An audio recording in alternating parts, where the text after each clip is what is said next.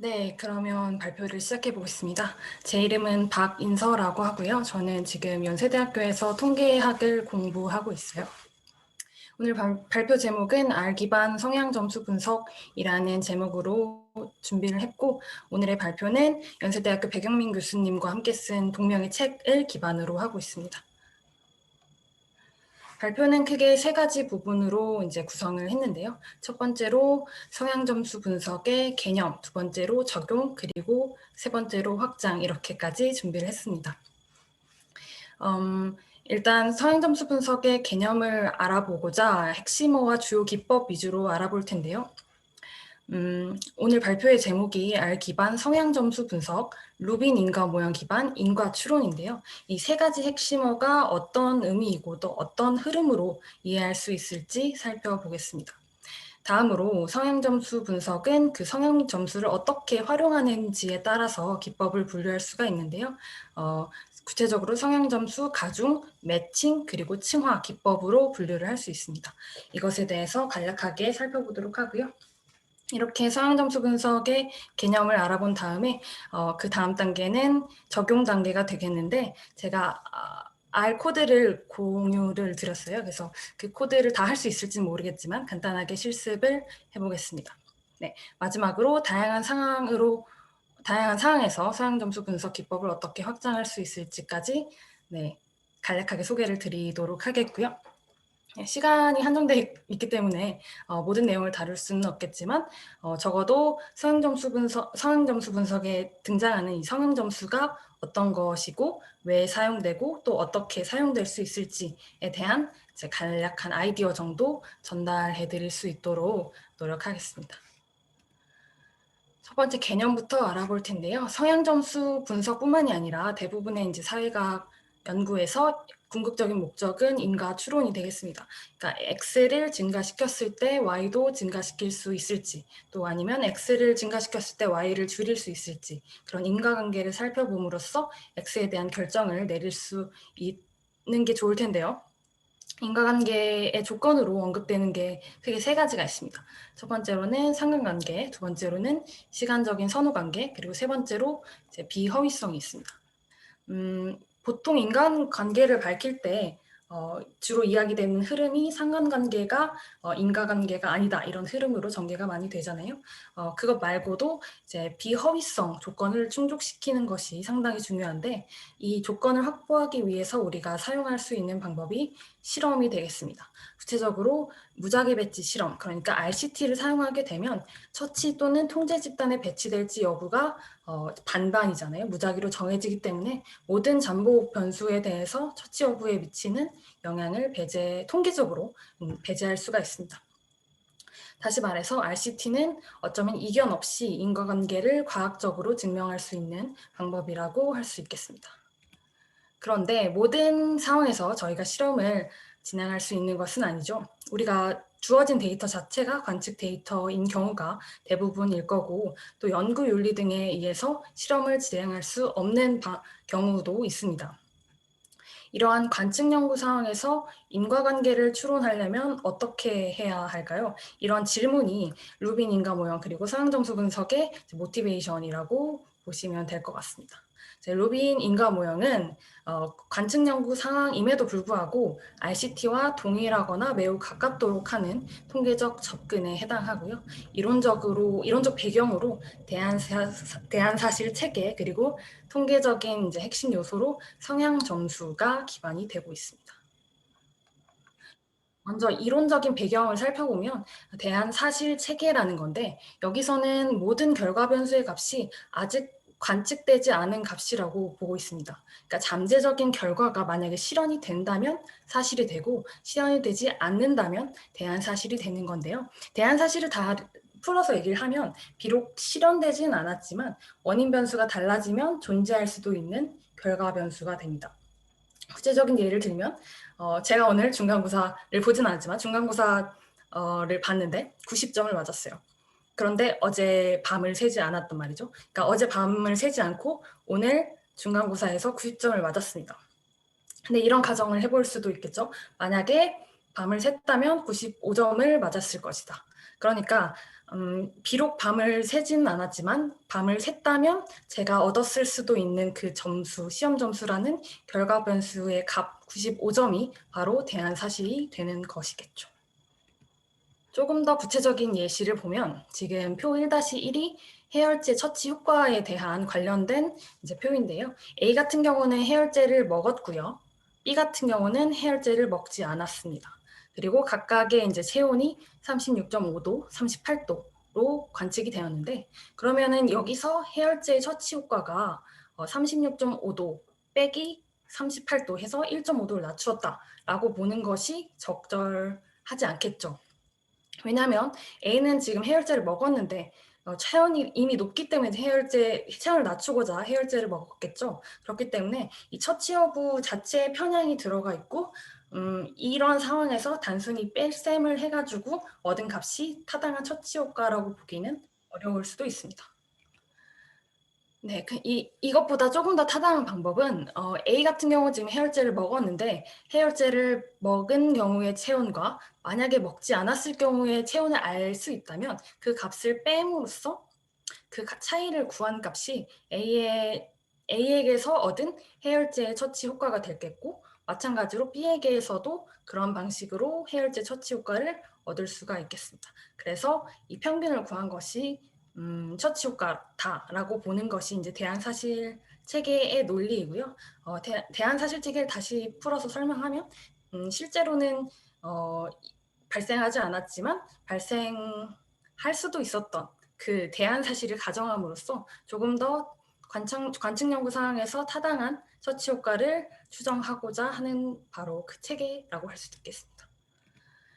그런데 이 잠재 결과를 측정하는 데 있어서 두 가지 정도 개념적인 그 문제가 발생할 수가 있는데요. 첫 번째로는 개인 수준에서 측정이 불가능하겠죠. 왜냐하면 어떤 개인은 해열제를 먹거나 먹지 않거나 이렇게 두 가지 중에 한 가지만 선택을 할 수 있기 때문입니다.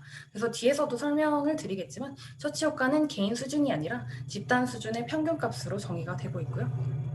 두 번째로는 처치 여부에 따른 편향 발생 위험이 있겠습니다. 그러니까 앞서 표를 보시면 A의 연령 정보, B의 연령 정보 이렇게 나와 있는데 우리가 만약에 연령이 높을수록 해열제를 먹을 확률이 높았다. 이런 관계성이 있었을 수도 있겠죠. 그런데 만약에 RCT였다면 무작위 배점을 통해서 연령이라는 그 변수의 영향력을 제거할 수도 있었겠지만 관측 연구 상황에서는 제거할 수 없기 때문에 통계적인 해결법이 필요한 상황입니다. 그래서 이 표 1-3은 앞서의 그 예제를 단순히 노테이션을 바꿔놓은 것에 불과하고요.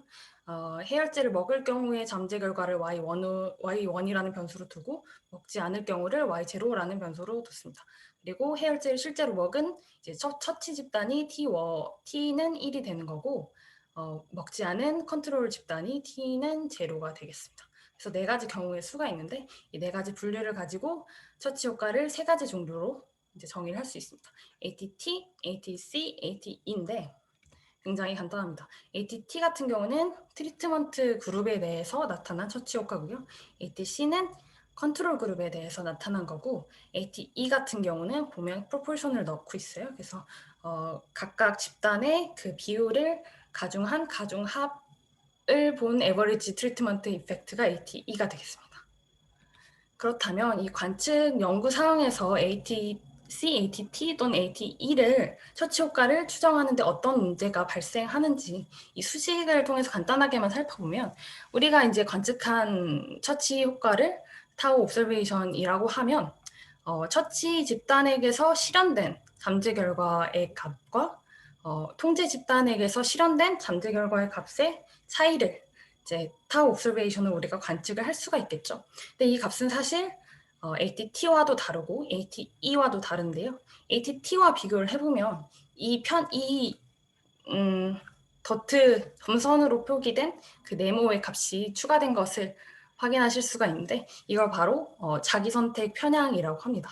그러니까 만약에 처치를 받았을 경우에 잠재 결과의 값과 처치를 받지 않았을 때의 잠재 결과의 값이 0이 아니기 때문에 ATT와 달라지는 거겠죠. 그래서 관측 연구 상황에서 타우를 조금 더 타당하게 추정하기 위해서는 이 편향의 문제를 어떻게 해결할 것인가 문제가 상당히 중요한 문제가 되겠습니다. 그래서 이 문제를 해결하고자 루빈 인과 모형에서는 이제 통계적인 가정을 추가를 하는데요. 보시면 EX라는 게 등장을 합니다. 이게 이제 뒤에서 성향 점수라고 부를 건데 별게 아니고요. 네, 별게 아닐 수도 있고요. X라는 공변량이 주어졌을 때 처치를 받을 확률을 의미합니다. 그러니까 해열제를 예시로 들면 연령이 주어졌을 때 그 사람이 해열제를 먹을 확률이 되겠죠. 그래서 이 ITAA라는 가정 아래서는 이 EX라는 확률값이 주어졌을 때는 T라는 처치 여부와 Y라는 잠재 결과가 독립이라고 봅니다. 이 ITAA는 다른 게 아니고 조건부 독립이기 때문에 보시면 조건부 기대값에서 T를 소거를 할 수가 있겠습니다. 그래서 제 RCT와 마찬가지로 타우에 대한 언바이어스드 에스티메이터가 되겠습니다. 그래서 성향 점수를 다시 정리를 하면 EX라고 표기를 했는데 X라는 공변량이 주어졌을 때 처치를 받을 확률, 그러니까 처치 집단에 배치될 확률을 의미하는 것이고요. 이것의 필요성 및 역할을 정리하면 루빈 인과 모형에서 성향 점수를 이용해서 처치 효과를 추정하는 데 쓰이는 거고요. 주어진 공변량 X를 이용해서 원인 배치 과정 T를 모형화하는 것이 이 성향 점수의 필요성이자 역할이라고 할 수 있겠습니다. 네, 그래서 구체적인 이 성향 점수의 형태나 추정 방식보다는 적절한 모형인지 확인하는 과정이 더 중요하고 그를 통해서 결국에는 타당한 처치 효과 추정치를 얻는 것이 최종 목표다. 그런 그 핵심 아이디어를 얻어 가시는 게 저는 좋을 것 같습니다. 그래서 이제까지 성향 점수 분석의 주요 개념들에 대해서 살펴봤는데 이 성향 점수를 활용하는 방식에 따라서 기법들을 이렇게 가중, 매칭, 층화로 분류를 할 수 있습니다. 가중 같은 경우는 처치 집단의 성향 점수가 있고 통제 집단의 성향 점수가 있을 때 그 집단 간의 성향 점수가 비슷하도록 가중치를 부여하는 방식이고요. 처치 효과가 3가지 종류가 있다고 말씀드렸는데 그 ATT냐, ATC냐, ATE냐에 따라서 가중치를 다른 방식으로 부여할 수 있습니다. 그리고 두 번째로는 매칭 방법인데 처치 집단의 사례들과 비슷한 성향 점수를 가진 사례들을 짝짓기를 하는 겁니다. 뭐 1대1로 할 수도 있고 아니면 1대 다로 할 수도 있고 다대 다로 할 수도 있습니다. 그리고 세 번째로는 층화 기법으로 비슷한 성향 점수가 비슷한 몇 개 K개 집단으로 층화를 시켜서 그 집단 내의 차이를 계산하고 그걸 어떻게 집산하고 그런 방식이 되겠습니다. 그래서 여기까지 지금 성향 점수 기법들을 간략하게 살펴보고 개념들을 알아보고 그랬는데 이 기법을 만약에 이제 수행할 수 있다면 이 4단계를 수행하실 수가 있는 거고 실제로 성향 점수 분석을 실행하실 수가 있긴 합니다. 그런데 그 모든 분석 기법이 그렇듯이 성향 점수 분석에는 이제 절차라는 게 있고 이 표에서는 7가지 단계로 이제 소개를 드렸는데 이 단계 하나하나가 물론 중요하겠지만 여기서 다 다룰 수는 없고 주요 포인트들만 짚고 넘어가겠습니다. 첫 번째로는 이제 연구 설계가 되겠죠. 앞서 설명드렸다시피 이제 인과관계를 파악하는 가장 좋은 방법은 RCT이기 때문에 또 RCT로 진행을 할 수 있으면 진행을 하는 게 좋겠죠. 그거를 체크하는 게 또 중요하고 그리고 성향 점수가 지금 공변량을 가지고 D 처치 여부를 예측하는 모형이잖아요. 설명하는 모형이잖아요. 그래서 그 공변량이 충분히 측정되었는지 그것을 확인하는 것이 중요하겠습니다. 그리고 이 성향 점수의 그 역할이 어떤 배치 과정을 모형화하는 데 있기 때문에 공변량이 만약에 충분히 측정되지 않았다면 이 성향 점수 측정치가 이제 적절하지 않다고 볼 수도 있습니다. 그래서 공변량의 불완전한 측정 문제로 인해서 발생할 수 있는 그 편향을 누락 변수 편향이라고도 하는데 그건 이 7단계 민감도 분석에서도 이제 확인을 할 수가 있습니다. 이렇게 첫 번째 연구 설계를 알아보고 두 번째는 이제 데이터 전철인데 여기선 뭐 리코딩뿐만이 아니라 결제값 문제가 있는데 보통 이제 서양 점수 분석을 실시하실 때는 결제값을 임퓨테이션을 하고 처리하는 경우가 많습니다. 네. 세 번째로는 서양 점수를 추정하는 거고요. 이제 루빈의 원래 그 방식에서는 GLM 방법을 쓰시고 뭐 그랬는데 굳이 뭐 GLM 방법을 써야 되는 건 아니고 뭐 머신러닝 기법을 쓸 수도 있고 다양한 형태의 서양 점수를 쓰실 수도 있습니다. 이거는 어찌됐든 모형화를 하는 과정이니까 뭐 상호작용항을 넣는다든지 아니면 이차항을 넣는다든지 어떻게 되었든 간에 서양 점수 추정치가 우리가 믿을만 하고 그 모형이 이제 적절하다라고 연구자가 결론을 내리는 것이 굉장히 중요하겠습니다. 네. 이 앞 단계를 다 마치셨다면 서양 점수 분석을 뭐 가중, 매칭, 층화 등 기법을 사용하시면 되고 이제 실행이 끝나셨다. 그러면 나머지 5, 6, 7단계가 이 서양 점수 분석이 얼마나 타당한지에 대한 그런 확인 단계인데요. 다섯 번째가 균형성 점검 단계입니다. 그러니까 처치 집단과 통제 집단 사이가 저희가 지금 성향 점수 분석을 실시하는 것 자체가 처치 집단과 통제 집단 사이에 체계적인 차이가 있다고 보는 거잖아요. 근데 만약에 성향 점수 분석을 이렇게 실시를 했더니 균형성이 그럼에도 불구하고 좀 불균형하다. 그렇다면 서양 점수 분석이 적절하지 않을 수도 있겠죠. 그래서 다양한 방식으로 균형성을 점검하는 단계가 꼭 필요할 거고 제 여섯 번째 단계로 ATT, ATC, ATE 뭐 중에 하나 아니면 또 다른 방식으로 처치 효과를 추정할 수도 있고요. 이제 마지막으로 민감도 분석이라고 해서 이제 편향에 얼마나 강건한지를 확인하는 단계가 있겠습니다. 그래서 여기까지 이제 1번 개념 부분이 끝났고요. 다음으로는 R을 이용해서 간단한 실습을 해보고자 하는데 뒤에 지금 확장까지 제가 준비를 해서 슬라이드는 3번까지 다 마친 다음에 R 이용한 실습 단계로 넘어가도록 하겠습니다. 제가 실습에서 사용할 데이터는 이제 매치 패키지에서 제공하는 랄롱드라는 데이터고요. 여기서는 직업 훈련 프로그램의 임금 인상 정도에 대해서 다루고 있습니다. 지금 가중기법 같은 경우는 GLM을 이용해가지고 GLM을 피팅을 시키고요. 그리고 이 피티드 밸류를 가지고 추정 확률을 추출합니다. 이게 바로 제 프로펜시티 스코어 성향 점수가 되는 거고요. 이 성향 점수를 가지고 가중치를 계산하시면 됩니다. 네, 그래서 이 경우는 ATT를 추정할 거기 때문에 ATT에 해당하는 가중치 공식을 넣으셔서 가중치를 계산하시면 되고 그리고 리니어 LM 펑션에다가 웨이트를 넣어주시면 끝입니다. 간단하죠? 두 번째로는 이제 매칭 기법인데 여기서 이제 성향 점수 분석에서 거의 메인으로 쓰이는 매치시라는 패키지가 있습니다. 그 매치에서 제공하는 매치시라는 이제 함수를 이용하셔서 매칭을 진행하시고 매칭된 데이터를 매치.데이터라는 함수로 추출을 하시고 그 추출된 걸 가지고 다시 웨이트를 넣어가지고 ADT를 계산하시면 됩니다.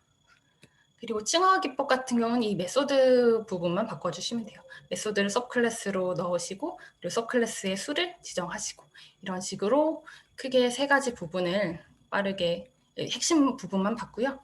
구체적인 거는 R 부분으로 넘어가서 하도록 하겠습니다.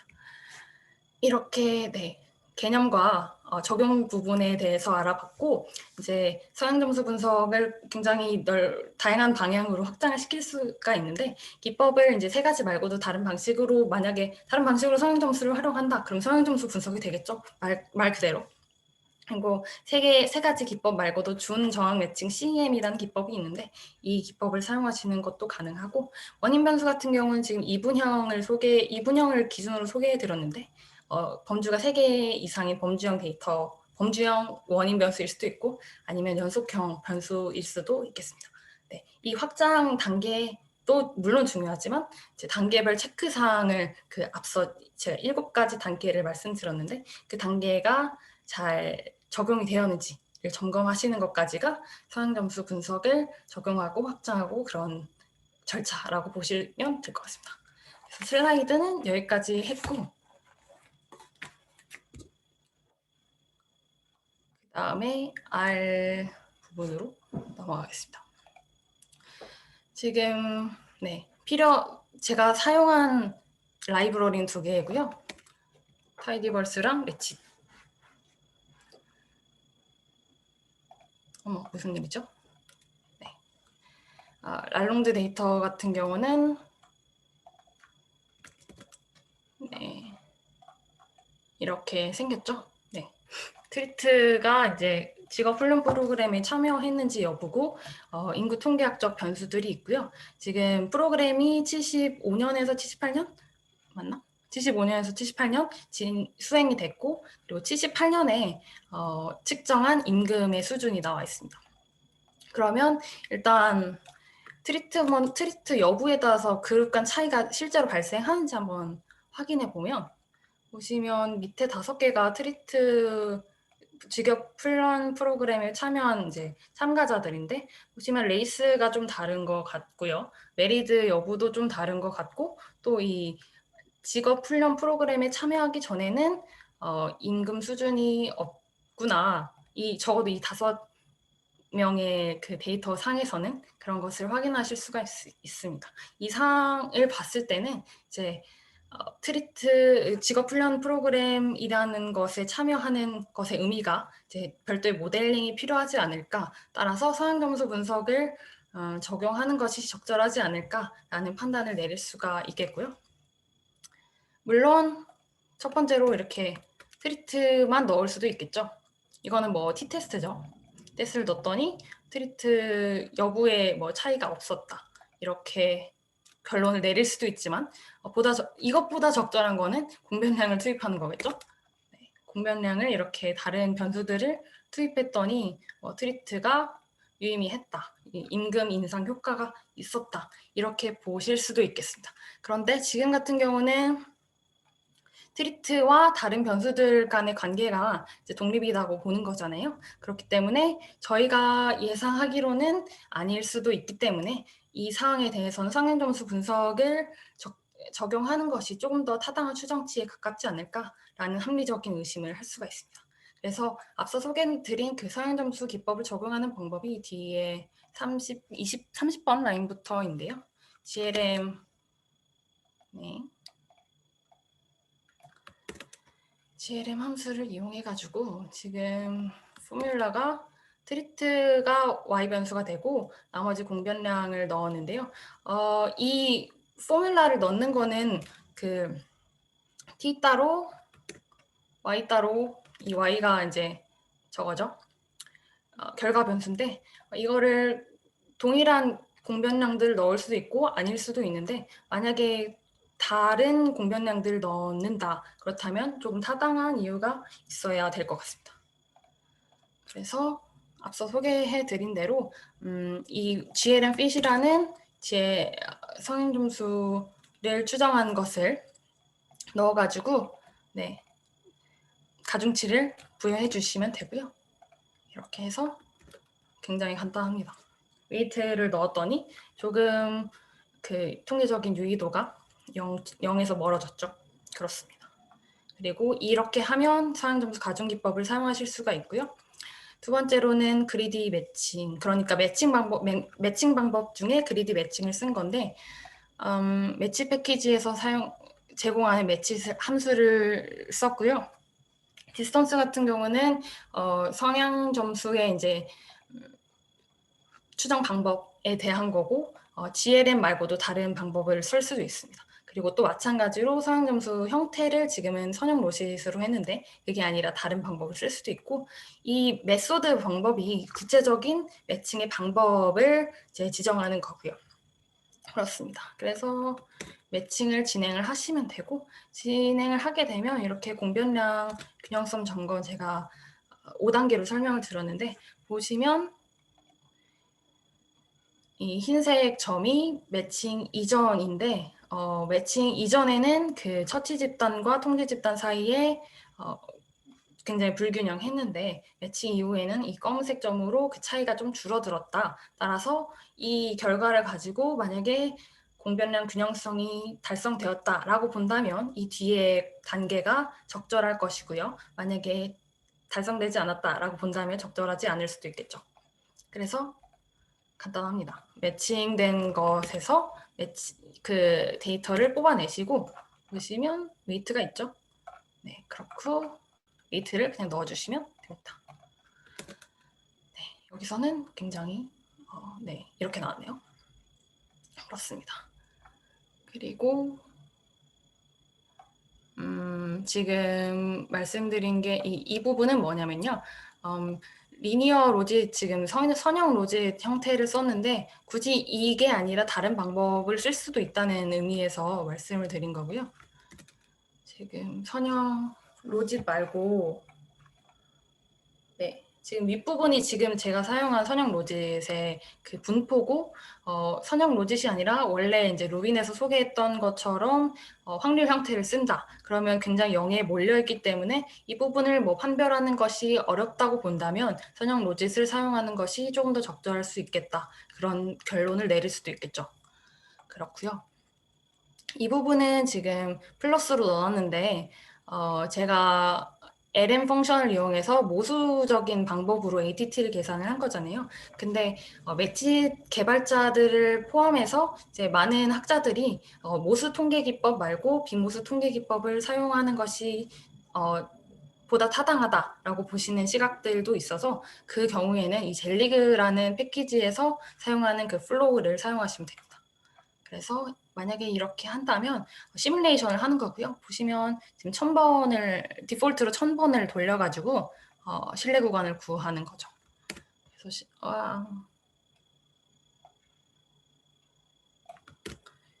실내 구간을 구하면